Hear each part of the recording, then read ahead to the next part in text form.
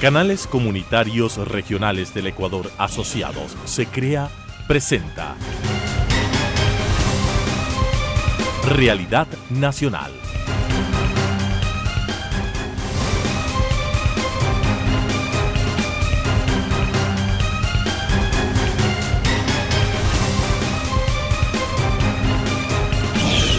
Amigas, amigos, bienvenidos a este su espacio Realidad Nacional, que se transmite a través de la red de canales comunitarios regionales del Ecuador Asociados, SECREA.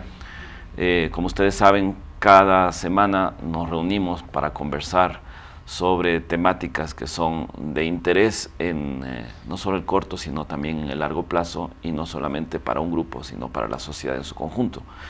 Bueno, aquí nos acompaña y tenemos el placer de recibir a Eduardo Noboa.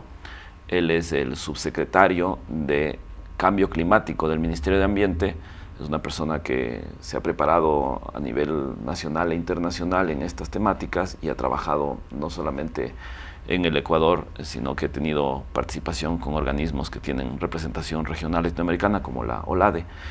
Y bueno, con Eduardo nos hemos propuesto en esta ocasión conversar con ustedes sobre la visión global de lo que es el cambio climático, cuáles son los retos que confrontamos como humanidad y también obviamente como país, y también cuáles han sido las políticas que se han seguido recientemente y cómo estas han sido de interés para otros países de Asia y de otros continentes que están mirando a la experiencia nuestra. Así que Eduardo, bienvenido a este tu espacio. Muchas gracias, Roberto. Un saludo a los televidentes por estar aquí mirándonos en este programa. Te agradezco por la invitación. Bueno, un gusto. Entonces empecemos por lo que nos convoca. ¿Qué es el cambio climático?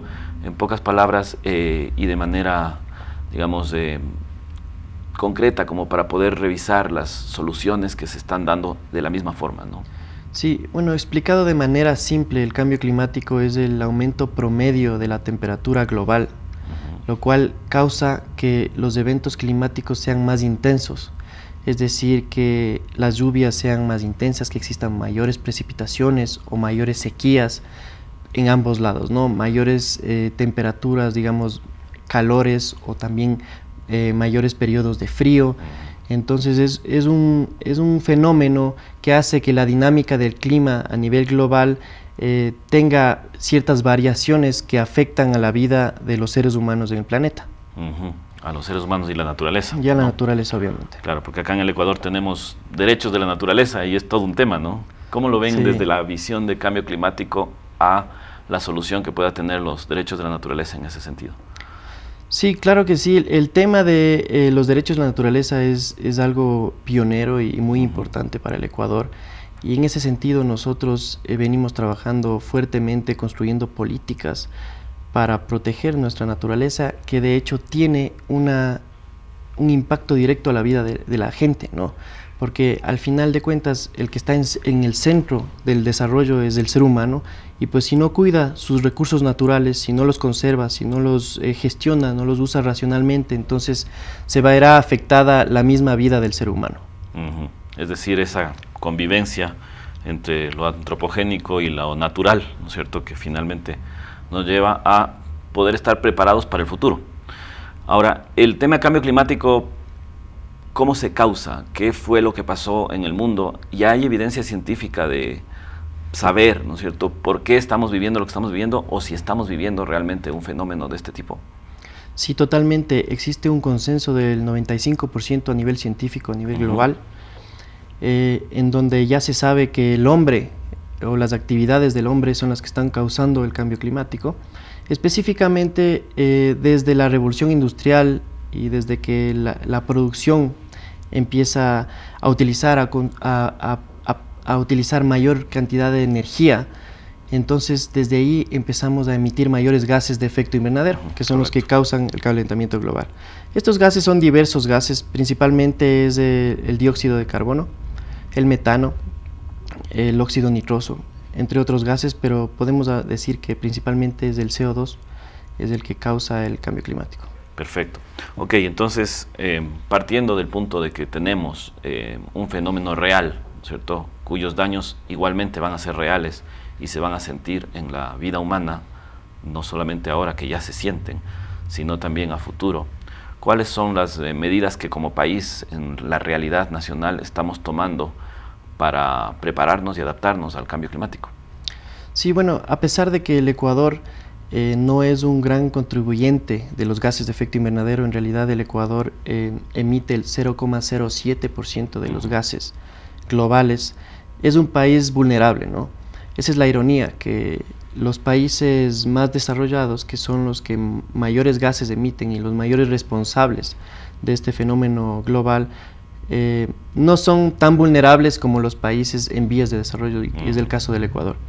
En ese sentido, nosotros estamos trabajando en reducir nuestros gases, en mitigar, ese es el proceso de mitigación, de reducción de gases de efecto invernadero, que al final es un proceso de desarrollo sostenible, de tener tecnologías más eficientes, de utilizar fuentes renovables de energía como la hidroenergía.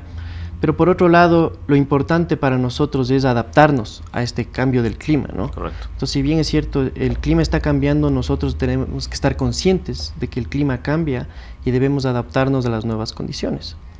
Entonces, ¿cómo podemos hacer esto? En primer lugar, entendiendo, ¿no?, lo que pasa y qué es lo que va a pasar, cómo se van a afectar las fuentes de agua. Exacto, eso te iba a preguntar, ¿no? Básicamente, supongo que podemos esperar fenómenos como los que se están viviendo ya en otros países. Por ejemplo, el Reino Unido tiene inundaciones, vemos tormentas, vemos una serie de fenómenos que, según uno lee, ¿no es cierto?, y analiza, están ligados al cambio climático. También hay afectaciones a la agricultura, afectaciones, ¿no es cierto?, a los ciclos de las cosechas, obviamente a los ingresos, a las posibilidades de vivir, ¿no es cierto?, con una expectativa razonable de generación de ingresos, sobre todo en la parte agropecuaria.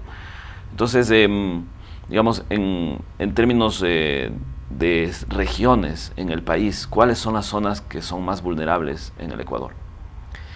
Bueno, podemos decir que las zonas vulnerables, podemos decir que la ciudad de Guayaquil, por ejemplo, es una zona muy vulnerable, porque se prevé que con el aumento de la temperatura aumente el nivel del mar.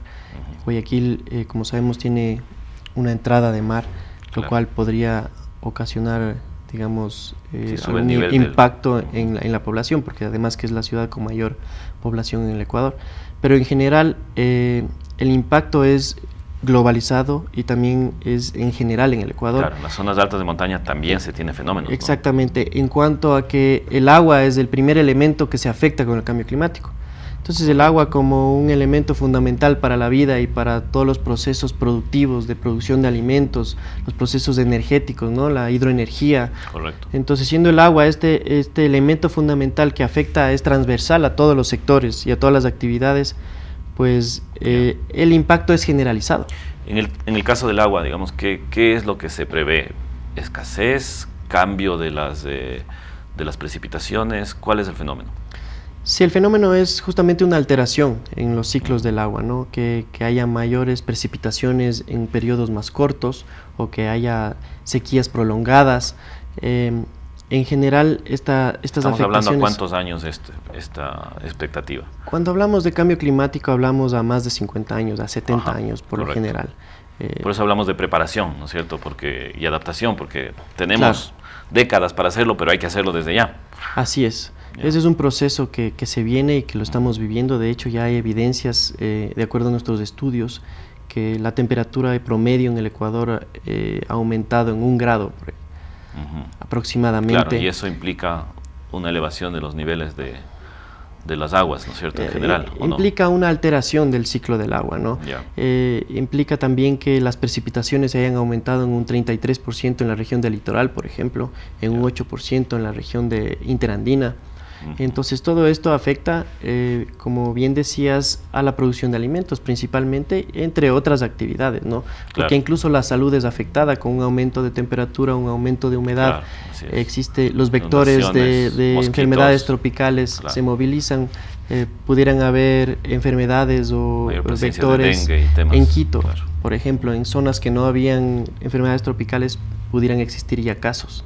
Claro, ¿no? Es correcto. Entonces, el tema es transversal a todos los sectores, por cuanto lo que nosotros hacemos somos unos facilitadores que coordinamos de manera sectorial con todos los sectores, ¿no? Con energía, con agua, con salud, Y pues al final no somos nosotros los que implementamos, ¿no?, desde el Ministerio del Ambiente, sino los que promovemos que todos los sectores empiecen a trabajar y a planificar con criterios de cambio climático. Ya, perfecto. Entonces, amigos, como ustedes ven, básicamente Eduardo nos ha comentado qué es el fenómeno, cuáles son las expectativas. No son temas para alarmarse en el corto plazo, pero sí son importantes y hay que preocuparse de generar los elementos de inversión pública incluso para poder avanzar hacia acciones que obviamente no dependen necesariamente en la ejecución del Ministerio del Ambiente, como está nuestro colega Eduardo, el subsecretario de Cambio Climático, presente, sino que dependen de todos, y no solamente del Estado, sino obviamente de la sociedad en general. Así que bueno, tenemos ya una claridad sobre qué estamos conversando. Eduardo, avancemos un poquito sobre políticas concretas, fenómenos de inversión, por ejemplo, supongo en el tema de agua. Hay una autoridad única del agua que de seguro está también preparando temas ya no tanto solo de riego, sino también de drenaje, temas, ¿no es cierto?, de abastecimiento y, digamos, de generación de presas para poder controlar, ¿no es cierto?, los ciclos del agua y poder regular, ¿no es cierto?, estos fenómenos. ¿Cómo se prevé el impacto de estos elementos en términos de inversión pública, como mencionaba, y de temas fiscales a largo plazo? ¿Es que el país está preparado como para poder emprender con todas las obras y con todas las acciones o no? Bueno, en términos de cambio climático, el país, y gracias a la voluntad de este gobierno, del señor presidente y de la ministra Tapia, pues se le ha dado importancia y por primera vez se ha trabajado en el tema en el Ecuador. Y se ha creado un marco habilitante, ¿no?, un marco regulatorio, un marco institucional, desde la creación de la Subsecretaría de Cambio Climático en el 2008, claro, reciente, que ha permitido que se vayan generando una serie de normativas, reglas, y desde la Constitución se establece al cambio climático y a la implementación de medidas de mitigación y adaptación como política de Estado. La herramienta principal que tenemos es la Estrategia Nacional de Cambio Climático. Correcto. ¿Que se emitió en qué año? Que se emitió en este año. Ajá. Y pues que establece que se debe realizar planes de acción.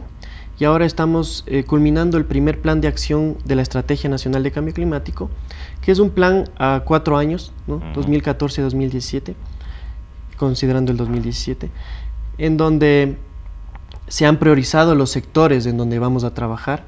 Yeah. ¿No? Y cuáles son las medidas que vamos a realizar. ¿Y esto tiene un presupuesto, digamos, concreto, aportado por todos los elementos del Estado? Obviamente tiene un presupuesto, es la suma de varios presupuestos de diferentes carteras de Estado, porque el Plan Nacional de Cambio Climático, claro, es transversal, digamos. Es transversal y ha priorizado 4 sectores, que son el agua, ¿no?, para lo cual estamos trabajando con Senagua, la Secretaría del Agua, el sector de energía, ¿no?, en donde trabajamos principalmente con el Ministerio de Electricidad y Energía Renovable, el sector de ecosistemas, ¿no?, que es en el Ministerio del Ambiente, ¿sí?, y un sector de agricultura, ganadería, uso del suelo y cambio de uso del suelo, con quien estamos trabajando con el Ministerio con el MAGAP, con el Ministerio de Agricultura. Y en términos del resto de la sociedad, digamos, más allá del gobierno central, empecemos por los gobiernos locales, ¿cómo va la relación? Provincias, cantones, parroquias y obviamente con sector privado, comunidades, ¿cómo se ha avanzado en eso? Sí, uno de los grandes retos justamente es de eso. Nuestra tarea es, en primer lugar, levantar información, ¿no?, a través de estudios, proyectos piloto. Con esta información generamos políticas y normativas y el gran reto es esa política y normativa, que en los 5 años que pasaron desde la creación hasta el plan se evidenció muchos elementos, ¿no?, Así es. Y el gran reto, como te decía, es articular estas políticas y normativas con los gobiernos autónomos descentralizados para que al final esto se implemente en territorio, pues toda la normativa y todo el conocimiento que hemos adquirido se pueda aplicar en el territorio. Y digamos, y más allá de lo que es Estado, como te preguntaba, el tema con sector privado, con comunidades, ¿cómo se está trabajando? Bueno, con comunidades muy de cerca, pues el Ministerio del Ambiente está justamente trabajando con las comunidades, ¿no?, a través también de los gobiernos autónomos descentralizados, pero llegamos hasta las comunidades y lo que hacemos justamente es fortalecer sus capacidades en cuanto a nuevas prácticas agroecológicas, a una ganadería más sostenible, a una gestión del recurso agua más eficiente. Entonces tenemos algunos proyectos en el Ecuador, pues se puede resaltar el proyecto de adaptación al retroceso de glaciares y conservación de páramos, en donde estamos trabajando justamente con las comunidades para conservar los páramos, que es la fuente de agua más importante en la región interandina. Es correcto.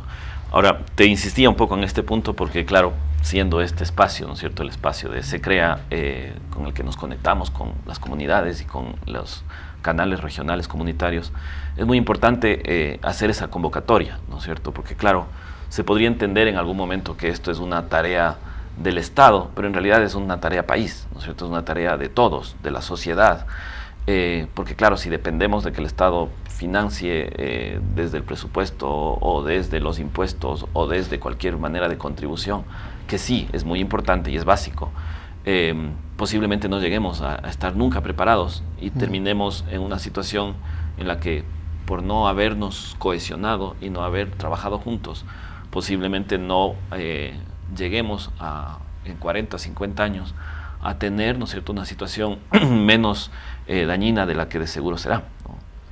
Sí, efectivamente, este es un trabajo de todos.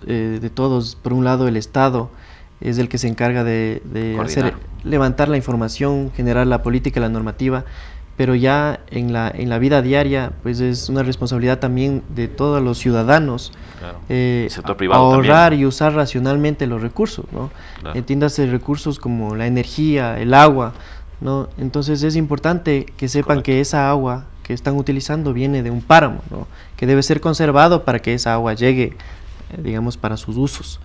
Asimismo, la energía, si es que prendemos la luz, es importante saber que al prender esa luz estamos prendiendo una planta de energía, una hidroelectricidad, una planta de hidroelectricidad u otra planta. Entonces, tenemos que saber que todas las acciones o toda la demanda de recursos que tenemos como ciudadanos está ejerciendo presión en los recursos naturales. Entonces, desde este punto de vista hay que entender que la conservación es parte de todo el desarrollo, ¿no? Si no conservamos los recursos naturales, luego no vamos a tener estos servicios ambientales, pues, que nos brinda la naturaleza. Y si no cambiamos también el modelo de producción y las prácticas a veces también de uso de los recursos en general, ¿no? Bueno, tú me comentabas, digamos, antes de entrar acá en cámaras, que tenían ustedes, incluso en el caso de Ecuador, hay una atenta mirada de otros países sobre lo que está pasando.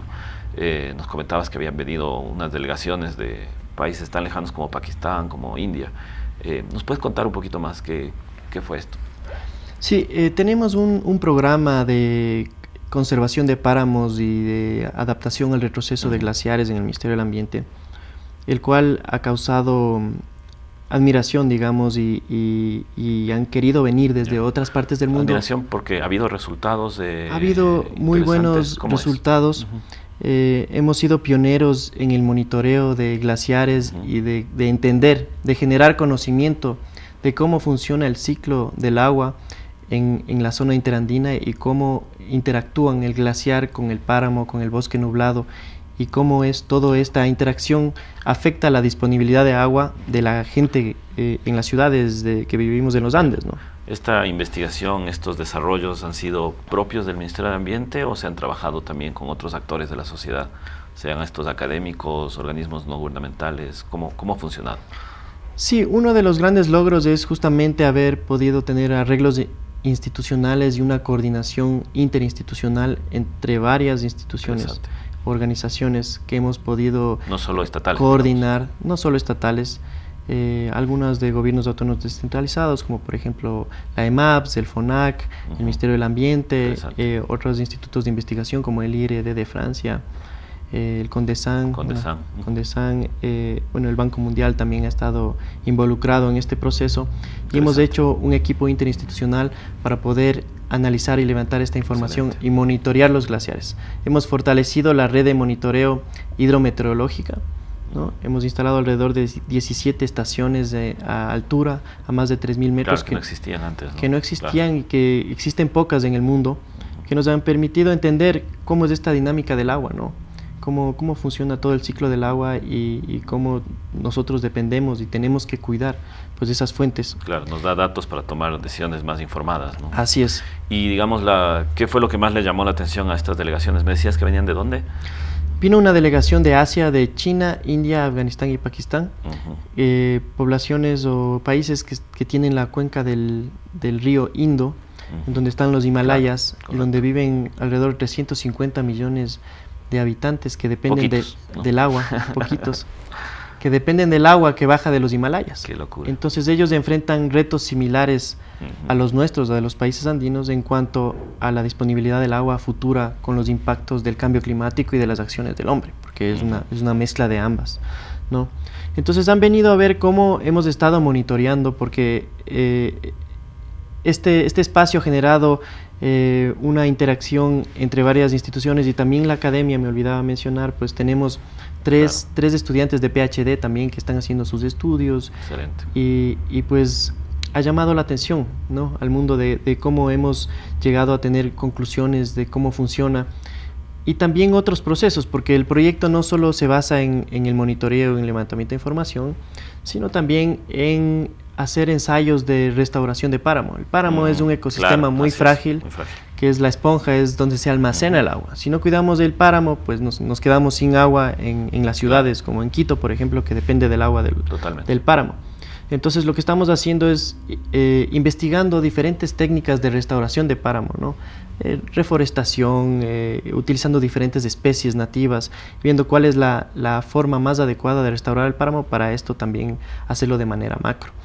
Han venido a ver esto, y también ahí ha habido un trabajo con comunidades muy importante como un tercer objetivo de este proyecto, y es justamente trabajar con las comunidades, fortaleciendo sus capacidades, ayudándoles a que sean más productivos y competitivos, pero que a la vez no contribuyan a destruir el ecosistema del páramo.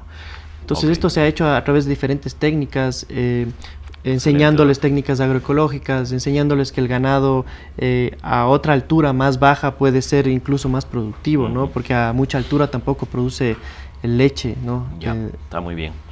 Bueno, Eduardo, se nos termina el tiempo. Básicamente yo quisiera resumir un poquito lo que tú bien nos has dicho, y sobre todo invitar a nuestra audiencia a que estén atentos, ¿no es cierto?, los televidentes a mirar, ¿no es cierto?, con un poquito más de unión, digamos, en general, con las autoridades de gobierno nacional, de gobiernos locales, y obviamente también con el sector privado y con otros actores que conforman la sociedad, lo que se nos viene y obviamente los retos que tenemos por delante. Eduardo, te agradecemos muchísimo por tu compañía en este espacio y por tu claridad para poder explicar estos temas que no son sencillos, pero que son muy importantes y que es bueno que todos conozcamos. Gracias, Roberto. Muy bien. Bueno, amigas y amigos, entonces con ustedes un gusto, y nos estaríamos viendo la próxima semana. Saludos.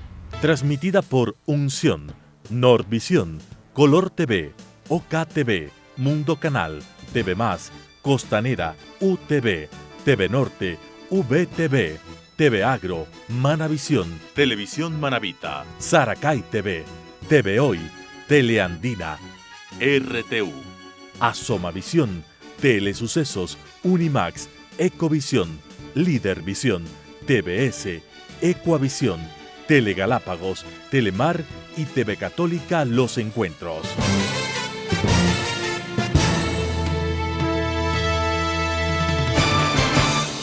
Canales Comunitarios Regionales del Ecuador Asociados, se crea, presentó Realidad Nacional.